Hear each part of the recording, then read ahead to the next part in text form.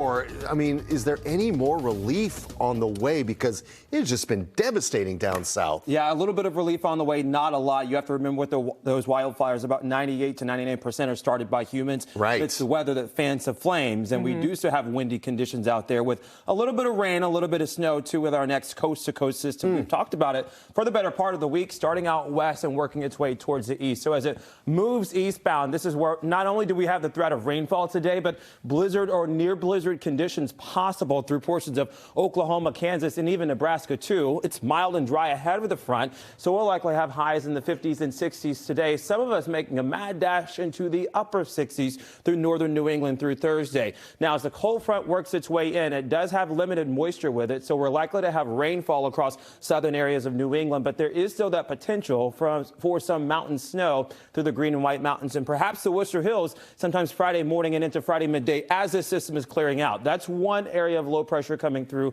There's a weaker one, and this is the third that we'll likely see through Monday. So the pattern is quite active over the next 72 hours to 96 hours or so. What we see Monday, by the way, again has a threat of snow showers, although I don't think it's widespread snow. After all, spring technically does start tomorrow. So looking at the odds or the chances of rainfall here over the next 5 to 7 days, seeing that spike up substantially on Friday, and then at about a 60 to 70% chance of rainfall on Monday. Just for that first round that we're likely to see through tomorrow night and into Friday, it's likely 3/4 of an inch of rainfall in and around Brockton and Bridgewater, a touch more across the south coast, not too much more, at about an inch or so, and then right around half an inch of rainfall through central Massachusetts. Think back to, Monday when we had the deluge of downpours all day long. This is not going to be as heavy as that, but bear in mind the ground and the soils are already moist too, so pockets of potting on the roadway, the very least, likely. It's 29 in Beverly right now, 31 in Lawrence and Boston, sitting in the upper 30s. Through central Mass, we're even cooler for now, but we're going to flip that around, and actually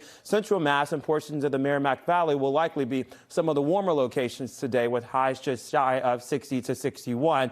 In and around Boston, though, stuck at about 50 to 51. That just is a testament to that onshore wind that's persistent. It's not strong, it's just persistent all day today. Tomorrow we take on a south and east wind. Highs are near 55 degrees, and then remember that rainfall starts on Friday morning. We'll take a closer look at that. There is a chance of flurries. I don't think it's widespread. We'll take a closer look at that coming up in the next 10 minutes or so, because we do want to get you ready for the rainfall on Friday, but we also want you to enjoy the final day of winter today. The vernal equinox or spring starts tomorrow morning at 5:01 a.m.